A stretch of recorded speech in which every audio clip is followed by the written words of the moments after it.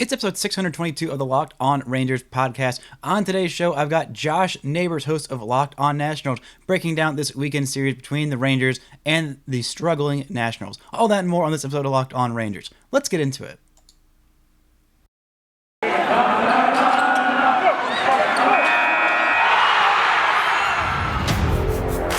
You are Locked On Rangers, your daily Texas Rangers podcast.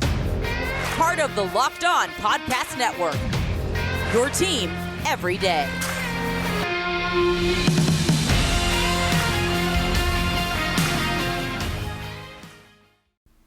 You are locked on to the Texas Rangers and the Washington Nationals. This is a crossover episode between our two shows to preview this weekend series. I'm Bryce Paddock, host of the Locked On Rangers podcast. Joining me today is Josh Neighbors, host of the Locked On Nationals podcast. Before we get into it, today's episode is brought to you by Blue Nile. For the best online jewelry shopping experience, go to BlueNile.com today.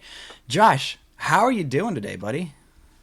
I'm well. It's Friday. I've got the Hawaiian shirt on today to commemorate that Friday, and excited for these series. I'll tell you what, Bryce, it's always, you know, we're talking beforehand. I feel like watching baseball, especially for us who like follow specific teams, like we kind of learn about the rest of the league. You know, we can do our research, whatever, on the side, but you really do learn by watching them, right? So it's nice when we get to play teams from other leagues and learn more about them because, you know, I think when you pay attention to the NL East or the AL West, like, honestly, those are about as far away from each other as you can get, right? Like, different leagues in different sides of the country, you know, that's, you know, a lot of fans probably don't pay attention to what's going on in the other division.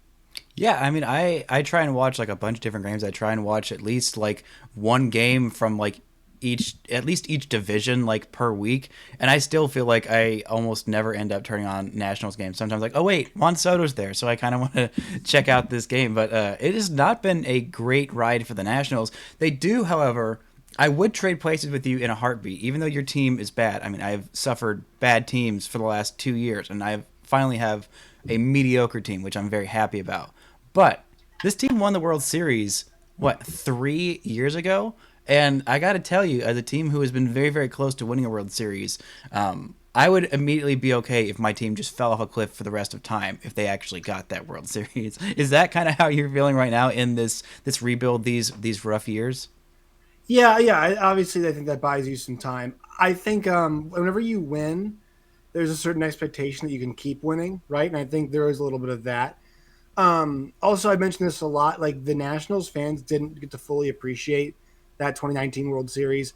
They won on the road. They did have the parade, but there was no victory tour. Like, I actually went to a couple of Braves games this week, and, you know, obviously it's a year-long celebration of, you know, the World Series. That's what it is, and it should be, right? I mean, you know, that's what you should do. You should, you know, when Jock Peterson comes back, you know, you should celebrate Jock Peterson. When Freddie Freeman comes back, you celebrate Freddie Freeman, and those things get to happen, but they really happen retroactively. It was weird, and also the decline was so fast. There was not like a appreciation of the team. I mean, you know, there was no fans there in 2020, and in 2021 they sell off a team pretty quickly. I mean, you know, full fans in the stands was barely really a thing for a month or two maybe, and the Nationals sold off the team. So like there wasn't a super high appreciation for the championship team.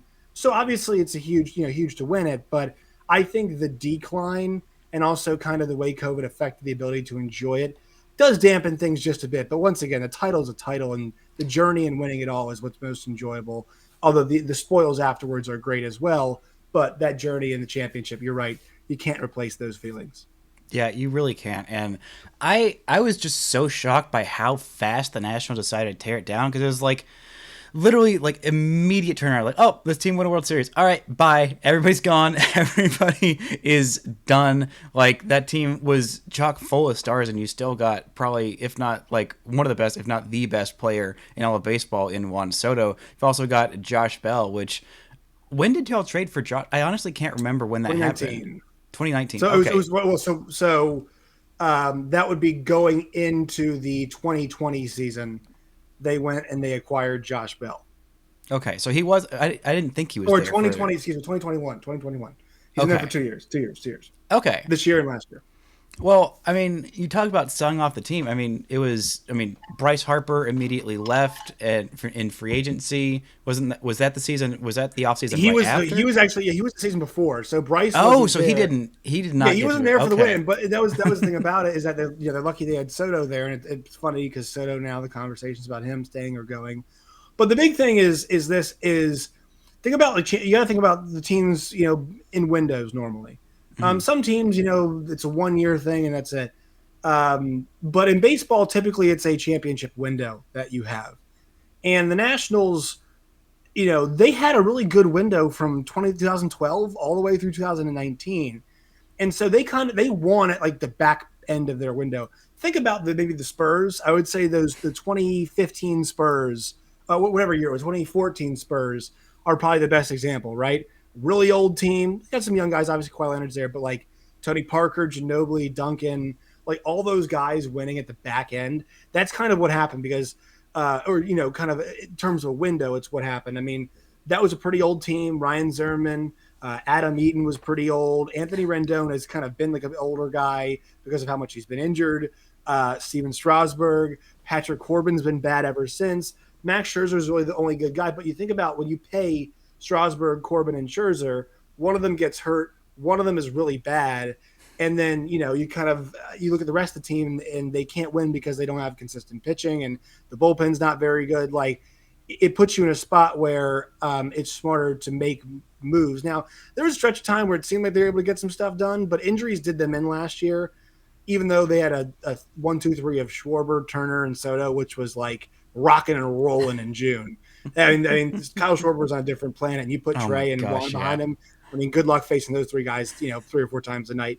And things were good then, but the problem is that it just wasn't sustainable. And so now, I mean, the wheels really fell off the wagon pretty shortly. And this is not an organization, Bryce, that's got a whole lot of prospect depth. The things about like the Dodgers, and the Astros that make their window really impressive is the prospect depth. Hmm.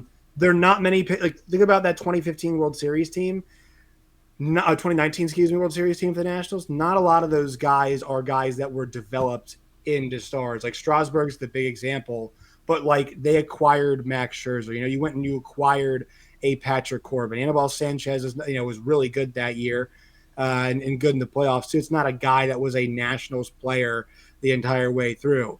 And so, you think about like all the other guys, the Adam Eatons of the world who came in, the Kurt Suzuki's of the world who came in. Sure, there were some guys who were Nats through and through, but like that was not like a homegrown team.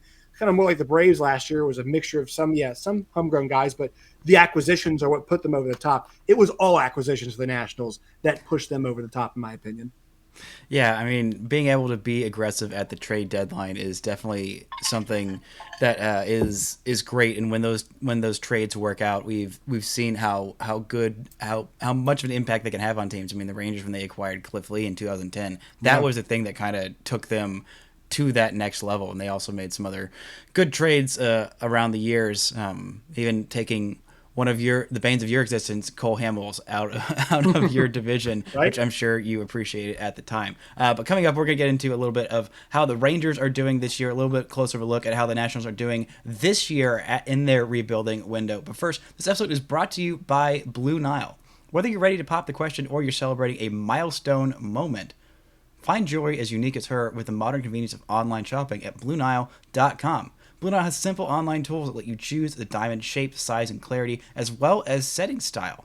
Blue Nile's bench jewelers then handcraft her perfect engagement ring. Each ring is one of a kind. Looking for fine jewelry but having trouble choosing? Blue Nile has jewelry experts on hand 24/7.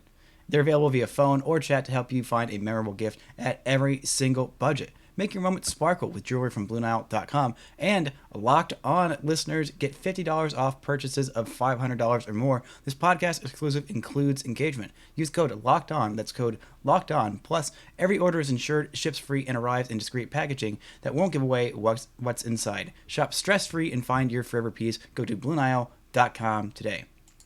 This episode is also brought to you by our friends at BetOnline.net. BetOnline.net is your number one source for all your betting needs and sports info. Find all the latest sports developments, league reviews, and news, including this year's NHL Stanley Cup Final, also Major League Baseball. You can no longer bet on the NBA draft for this year. Maybe they have some odds on next year's like number one overall pick in the NBA draft. I don't know what they've got going on there. Josh is also host of the Locked On Big 12 podcast, so if you want to I don't know if they have bets open for they Big do. 12 You can football bet on season. who will win. Yeah, you can bet on who will win the Big 12, and I bet some people in your market might be betting on those Texas Longhorns to win the Big 12. You can do that at Oh my BetOnline. gosh, you can. You could also bet on my Red Raiders if you're feeling spicy. If you're feeling dangerous, you can definitely go there. BetOnline.net remains the best spot for all your sports scores, podcasts, and news this season. Head to the website or use your mobile device today to learn more about the trends in action. BetOnline, it's where the game starts. Well, Josh, I know you don't see a whole lot of this Rangers team. So what are some of the things that Nationals fans want to know about this Rangers squad? They're definitely in a weird place. And so they're kind of hard to get a grip on from afar. So what are some of your curiosities about this Rangers team? Is Marcus Simeon still a meme? Are we still doing that? Or is he – it looked like he's having a really good month of June. So I feel like the meme is going away, right? Like he's actually starting to maybe live up a little bit to the contract, just a smidge. Yeah, so it took a while to get his first home run. It took a long time, one of, if not the longest home run drought in his entire career. It was really bad. The entire Rangers team was horrendous in the month of April. They had these two big signings in Corey Seager and Marcus Semien. And, Corey Seager also wasn't doing super great at that point. I mean, he leads the league in home runs from a shortstop, but his average and his on base, those are kind of in the tank. So is his slugging percentage, honestly. But he has been on a tear lately. Marcus Semien had, after he got his home run, I thought, okay, this is when he's going to turn it on, and he really has. He had one of the best, if not the best, doubleheader performance I've ever seen in Cleveland. He went, I believe, 7 for 8 with 3 home runs and 2 walks, and I believe a double as well. The guy was absolutely on fire, just hitting home run after home run after home run. He is not a meme. He's got 6 home runs in the month of June in 20 games, an OPS of 885, which is much better than his May OPS, which was 619, and his OPS in April and March, which was 443. He was not that guy. Cole Calhoun was also horrendous in the month of April. That was very upsetting. Then he was absolutely on fire in the month of May and kind of went back in the garbage chute in the month of June.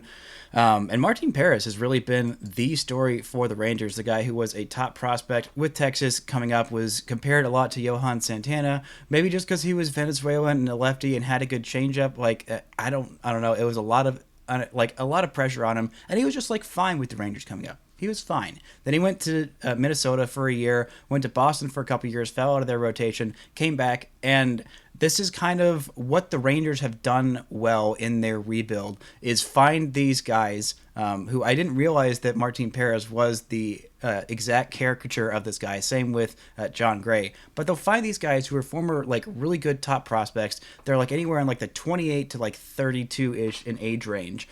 And they haven't quite lived up to their potential. And they'll find them, and they'll tweak like 1 or 2 things, and they'll make them just fantastic. And Martine Perez was the AL Pitcher of the Month in May. He led all of Major League Baseball at the end of May in earned run average. He has just been absolutely phenomenal. Same with John Gray. I mean, they did it with Lance Lynn. They did it with Mike Minor. They did it with Kyle Gibson. They made him an all-star as well. Mm-hmm. So they've got that track record. It didn't work with everybody. Obviously, Jordan Lyles was still a home run machine. Mike Foltynewicz was straight up terrible last year.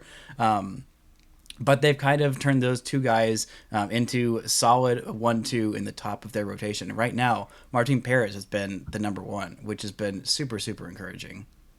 Yeah, it's interesting. You mentioned that with Martine Perez. Like, I've always maintained that I think guys, like a lot of guys are pitching prime is sometime around usually 30 to 33. Some guys you can actually carry to 35, 36, depending on what kind of pitcher you are. But it's a guy, like, he's actually got a lot of miles on him. Like, he's been around for a good amount of time. Yeah. And I think it's just like he's figured it out now. And I think baseball is one of those sports where it happens. You know what I mean? For a guy like that to happen, and it's funny that it's happening on his second stint now with the Rangers, right? I mean, it's kind of interesting that he's back where he started. Yeah, and I think it kind of helps because he wasn't. He had all those expectations on her, like be Johan Santana, and like he Right. wasn't. He Not was fair. just like a fine, capable major league pitcher. I mean, he hasn't really changed all that much. I mean, he added a cutter when he went to Minnesota. He's throwing his four seamer a whole lot less this year, but he's just kind of like it's so cliche, but it's really what he's doing. He's just trusting his stuff, and it's like, hey, major league hitters are really good. And you're respecting them too much. Like they will still get themselves out most of the time, and so he's like assured of himself. He's been in the big leagues for I think 10 years now. I think this is his 10th or 11th season. And so now that he's back and he's like back where he feels comfortable, he had longer contract offers, multi-year offers. The Rangers gave him 1 year, 7 million. And there's a story he was telling, like, yeah, no, like, oh, these offers are great, whatever. And then he's like, oh, Texas called. Yeah, I'm in. Like, I didn't even tell you what the offer was. Yeah, I'm in. I'm in. So there's talk about the Rangers maybe trading him at the deadline. I say hell no. Like he is good. I don't know if he's gonna have a sub-2 ERA if you sign up for like every year for like a 3-year, 5-year contract, whatever. But middle of your rotation consistency and depth is important when some of these guys at the top levels of your minor leagues haven't quite matriculated up to the big leagues, like Cole Winn, who's having a little bit of a struggle. But again, Cole Winn is a guy who's like, I think he's 21 and in AAA. He's having struggles there, but like you need those guys in your rotation. And if your top prospect guys like Jack Leiter and Owen White come in and kind of bully those guys out of the rotation because they're that good, you got to make those guys earn their spot by not just being okay big leaguers, especially if you want to compete. And they need to compete with these two big contracts. They signified we got to compete real quick. Now this year they're probably not going to make the playoffs, but going from 100 losses to immediately in the playoffs is not something that happens a lot. So this is a find it out, figure it out year, kind of gel. They've got new hitting coach, a new offensive coordinator, Donnie Ecker, who that's his title. He's over all of the offense. He's also the bench coach, and he helped turn around that Giants offense, and their hitting coach is from the Red Sox. So they put a lot of money in this team in the offseason, on the bench, on the field, on the mound. Like they are fast tracking this rebuild, and I'm thinking that they did it right. It's hard to do a fast rebuild, but I think the Rangers, who were reluctant to rebuild and committing to it very hard for 2 years, 2 pretty miserable years, they might have done as good a job as you can do fast tracking that rebuild that they were hesitant to go into in the first place. All right, one quick word from our sponsors, and I'll ask you one kind of final question here as we wrap up. Today's show is brought to you by our friends at LinkedIn. We are out of the pandemic. The sun is coming out for small businesses. They are back. LinkedIn Jobs will make it easier for you to grow your team. LinkedIn Jobs helps you find the people you want to interview faster and for free. You can create a job post in just minutes on LinkedIn Jobs to reach your network and beyond, the world's largest professional network of over 810 million people. LinkedIn Jobs helps you find the candidates you want to talk to faster. Do you know every single week, nearly 40 million job seekers visit LinkedIn? Post your job for free at linkedin.com/lockedonmlb. That's linkedin.com/LOCKEDONMLB. LinkedIn.com/lockedonmlb to post your job for free. Terms and conditions apply. So I just think, one last thing for we get out of here, Bryce. Like, this is a really advantageous stretch coming up here for the Rangers. They get 6 games, 3 with the Nats and 3 with the Royals. I mean, if you're going to start turning it on, now is kind of the time, right? Like this is, and they also have series against the Orioles and the A's before they hit the All-Star break. I mean, they're 4.5 back of the wild card. The only other team I'd be super concerned about is going to be the White Sox. This is a time they can get that wild card lead down to 2.5, 2 games at the deadline. I mean, or at the trade deadline at the All-Star break. I mean, it's game on for the second half. Yeah, and like the thing I wanted from this team was like I didn't want. Well, I obviously would like them to win 100 games, win the World Series, go undefeated, whatever. But realistically, I wanted the last month of the season just be in it. Don't be completely out of it. Give me some hope. Give me a chase. Give me some kind of feeling like that. It is a team that has been out of it for a while, competed for a long time. But yeah, this is a team that's definitely in a good stretch. They just came off a sweep of the Phillies. These next 6 games are going to be huge. If they could realistically go on a 6-game or win these next 6 games, have an 8-game winning streak to end the month of June. That would be huge. And I am really loving what I'm seeing from this team as of late. They're scrappy, they're fun, they've got some star power. It is so much more enjoyable to watch than last year. And honestly, that's all I really wanted. Josh, thank you for talking Rangers and Nationals with me. Best of luck to you. Hopefully, but maybe later offline we can talk about a trade for Josh Bell to bring the Dallas boy home to Texas. Maybe you can take Nathaniel Lowe, and he is a decent hitter, but take his bad defense away from me and give me that homegrown Dallas son here thriving in Texas. Josh Neighbors, where can the fine folks of Locked On Raiders listening find you and your work at? You guys can find me on Twitter at Josh Neighbors _ you see it right there, at LO _ Nationals, wherever you get your podcast, and on YouTube as well. Locked On Nationals listeners can find me at Bryce Patrick. You can find the show at Locked On Rangers. Make sure to find the baseball one, not the hockey one. Good stuff over there, but not baseball there. Josh, thank you so much. Best of luck to your team after this 3-game series. Thank y'all so much for listening, and until next time, don't forget to enjoy baseball.